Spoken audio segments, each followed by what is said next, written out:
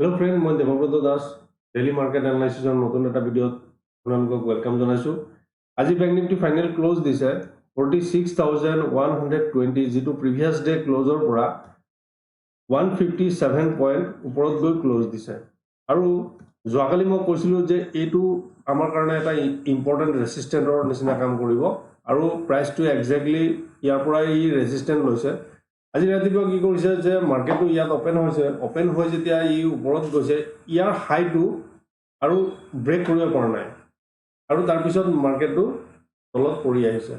আৰু ইয়াৰ পিছত আকৌ ই আস্তে আস্তেকে উঠিবলৈ চেষ্টা কৰিছে আৰু যেটো আমাৰ যোৱাকালিৰ ক্লোজ আছিলে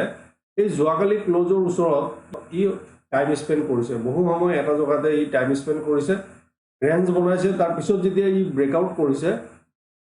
আস্তে আস্তেকে গৈ আমাৰ যেটো ৰেজিস্ট্যান্ট আছিলে এই ৰেজিস্ট্যান্টৰ ওচৰত গৈ ক্লোজ দিছে আৰু মই যোৱাকালি কৈছিলো যে এইটো কিন্তু আমাৰ আজিৰ কাৰণে ইম্পৰ্টেন্ট ৰেজিস্ট্যান্টৰ নিচিনা কাম কৰিব। যদি আপোনালোকে যোৱাকালি ভিডিঅ'টো চোৱা নাই তেতিয়াহলে আপোনালোকে গৈ চাব পাৰে তাত আমি কেনেকৈ ট্ৰেড প্ল্যান কৰো আৰু লেভেলখিনি আমি কেনেকৈ ইয়াত প্ল্যান কৰো। এতিয়া অহাকালি আমি কেনেকৈ ট্ৰেড প্ল্যান কৰিম সেইটো এবাৰ আমি চাই লওঁ। এতিয়া মাৰ্কেটটো যদি ইয়াৰ ওচৰত ওপেন হয় যদি ইয়াৰ হাইটো ব্ৰেক কৰি ওপৰ সাইডে যায় তেতিয়াহলে আমাৰ ফাৰ্স্ট যেটো ৰেজিস্ট্যান্ট ওলাই আহিব এটো এই ইয়াৰ ওচৰৰ পৰা ই ৰেজিস্ট্যান্ট লব তাৰ পিছত এটো যেটো আজিৰ হাই আছিলে প্ৰিভিয়াস হাইৰ পৰা ই ৰেজিস্ট্যান্ট লব আৰু যদি ইয়াৰ পৰা যদি ডাউন সাইডে ব্ৰেক কৰে তেতিয়াহলে ই প্ৰথমত ইয়াৰ পৰা ই ৰেজিস্ট্যান্ট সাপোৰ্ট লব আৰু এটো যদি ব্ৰেক কৰি দিয়ে আজিৰ লোটো যেটো আছে এই লোৰ ওচৰত দি সাপোৰ্ট লব লাগে আৰু এতিয়া যদি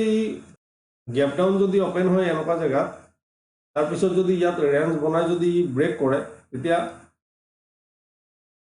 আমি এটা ফাৰ্স্ট মুভ আমি আপসাইডে দেখিবলৈ পাম আৰু যদি গ্যাপ ডাউন ওপেন হয় যদি এই যেটো লো আছে নিয়াৰ যেটো লো আছে এটুক যদি ব্ৰেক কৰি দিয়ে তেতিয়াহলে আমি ডাউন সাইডে এটা আমি মুভ দেখিবলৈ পাম যেটো আজিৰ যেটো লো আছে এই লোৰ ওচৰত গৈ সাপোৰ্ট লব লাগে। এতিয়া আপসাইডৰ কাৰণে যিখিনি লেভেল হ'ব এটো হ'ব 46366 তাৰ পিছত হ'ব 46488 তাৰ পিছত হ'ব 46633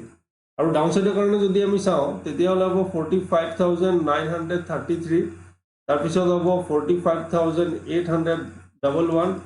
তাৰ পিছত হ'ব 45666 যদি প্ৰাইসটো গ্যাপ আপ যদি ওপেন হয় ইয়াত প্ৰাইস একশনটো চাব লাগিব ইয়াত ৰেঞ্জ বনাব লাগিব তাৰ পিছত যদি ই আপসাইডে মুভ কৰে তেতিয়াহলে প্ৰিভিয়াস সুইং হাইটো যদি ব্ৰেক কৰে তেতিয়াহলে ই আপসাইডে আমি ধুনীয়া এটা মুভ দেখিবলৈ পাম আৰু যদি গ্যাপ আপ ওপেন হৈ যদি ই ডাউন সাইডে মুভ কৰে তেতিয়াহলে ই আজিৰ যেটো ক্লোজ আছে এই ক্লোজৰ ওচৰৰ পৰা ই সাপোৰ্ট লব আৰু এইটো ব্ৰেক কৰিলে তেতিয়া ই ডাউন সাইডে এটা আমি মুভ দেখিবলৈ পাম আৰু ইয়াত যদি আমি চাওঁ তেতিয়াহলে ইয়াত এটা ধুনীয়া এটা ট্ৰেন্ড লাইন হৈ আছে এই ট্ৰেন্ড লাইনটোৰ ওপৰত আমি ক্লোজ পাব লাগিব ট্ৰেন্ড লাইনটোৰ ওপৰত যেতিয়া ক্লোজ দিব তাৰ পিছত ই যদি ব্ৰেক কৰি আপসাইডে যায় তেতিয়াহলে আমি এটা আপসাইডৰ কাৰণে ধুনীয়া মুভ এটা আমি দেখিবলৈ পাম। এতিয়া আমি নিফটি চাওঁ যে অহাকালি আমি নিফটিত কেনেকৈ ট্ৰেড প্ল্যান কৰিব পাৰো। নিফটিত আজি ফাইনেল ক্লোজ দিছে 21982 যেটো প্ৰিভিয়াস ডে ক্লোজৰ পৰা 31 পইণ্ট ওপৰত গৈ আমি ক্লোজ পাইছো আৰু ইয়াতো মই যোৱাকালি কৈছিলো যে ইয়াত এটো আমাৰ এটা ইম্পৰ্টেন্ট ৰেজিস্ট্যান্ট হৈ আছে আমাৰ যেটো ইম্পৰ্টেন্ট ৰেজিস্ট্যান্ট বুলি কৈছিলো এই ৰেজিস্ট্যান্টক ই টাচ কৰি তাৰ তলতে ই ক্লোজ দিছে। আজি মাৰ্কেটটো কি কৰিছে যে গ্যাপ ডাউন ওপেন হৈ ই ওপৰ সাইডে গৈছে তাৰ পিছত এই গ্ৰীন ক্যান্ডেলটোৰ হাইটো ব্ৰেক কৰিব পৰা নাই তাৰ পিছত ই ডাউন সাইডে মুভ কৰিছে আৰু এইটো যেটো ক্যান্ডেল বনাইছে এই ক্যান্ডেলৰ ভিতৰতে গোটেই দিনটো ইয়াৰ ভিতৰতে সোমাই আছে এটা ৰেঞ্জৰ ভিতৰতে সোমাই আছে আৰু লাষ্টত মাৰ্কেট হেক হোৱাৰ জাস্ট আগত ইয়াৰ ব্ৰেক কৰি ইয়াৰ ওপৰত ক্লোজ দিছে আৰু যোৱাকালি যেটো আমাৰ ফাৰ্স্ট টাৰ্গেট আছিলে হেতু আছিলে 22055 আৰু আজিৰ যেটো হাই লগাইছে এটো লগাইছে 22060.55 এটো কাৰণে আপোনালোকে লেভেল বিলাক ফলো কৰি যদি কাম কৰে তেতিয়াহলে আপোনালোকৰ ট্ৰেড কৰিবলৈ বহুতখিনি সহায় হ'ব আৰু মোৰ যোৱাকালিৰ ভিডিঅ'টো যদি আপোনালোকে চোৱা নাই তেতিয়াহলে তাত গৈ চাব যে আমি কেনেকৈ ট্ৰেড প্ল্যান কৰো।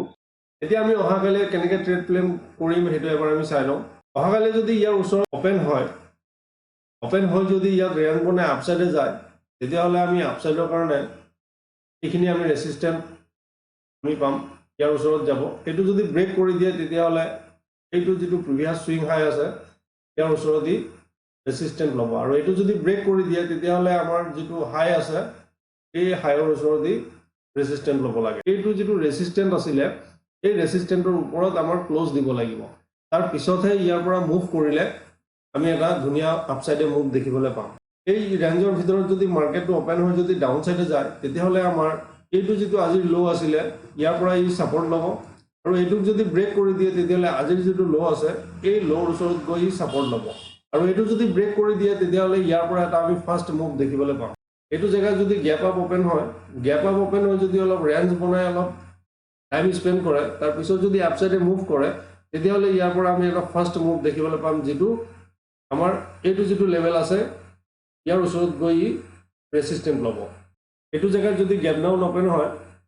তাৰপিছত যদি ৰেঞ্জ বনাই যদি ডাউন চাইডে মুভ কৰে তেতিয়াহ'লে আমাৰ আজিৰ যিটো ল' আছে ইয়াৰ পৰা ই ছাপৰ্ট ল'ব লাগে আৰু এইটো ব্ৰেক কৰি দিলে তাৰপিছত ই আৰু ডাউন চাইডে ভাল এটা মুভ দেখিবলৈ পাম আৰু যদি গ্যাপ ডাউন যদি অপেন হৈ যদি ই আপচাইডে মুভ কৰে তেতিয়াহ'লে আজিৰ যিটো হাই আছে ইয়াৰ ওচৰত গৈ ৰেচিষ্টেণ্ট ল'ব লাগে আৰু ইয়াৰ পৰা প্ৰাইচ একশ্যনটো আমি চাব লাগিব আৰু নহ'লে ইয়াৰ পৰা ই ডাউন চাইডে মুভ কৰাৰ চান্সটো থাকিব এইটো কাৰণে আমি চাম যে অহাকালি কেনেকৈ প্ৰাইচটো অপেন হয় সেইমতে আমি প্ৰাইচ একশ্যনটো চাই আমি কাম কৰিব লাগিব আৰু অহাকালিৰ কাৰণে আপচাইডত যিখিনি আমাৰ লেভেল থাকিব সেইটো হ'ব 22,088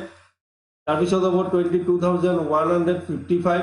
তাৰপিছত হ'ব 22,211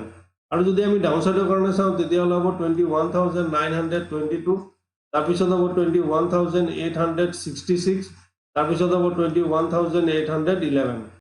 আশা কৰোঁ ভিডিঅ'টো আপোনালোকক ভাল লাগিব যদি ভাল লাগে লাইক শ্বেয়াৰ এণ্ড ছাবস্ক্ৰাইব কৰিব আৰু চেনেলত নতুন হ'লে ছাবস্ক্ৰাইব কৰিবলৈ নাপাহৰিব আৰু মোৰ যিখিনি আগৰ ভিডিঅ'খিনি আছে সেইবিলাক আপোনালোকে চাব পাৰে তাত আমি কেনেকৈ ট্ৰেড প্লেন কৰোঁ যাতে আপোনালোকৰ ট্ৰেড কৰিবলৈ সহায় হ'ব আজি ইয়াতে শেষ কৰিলোঁ ধন্যবাদ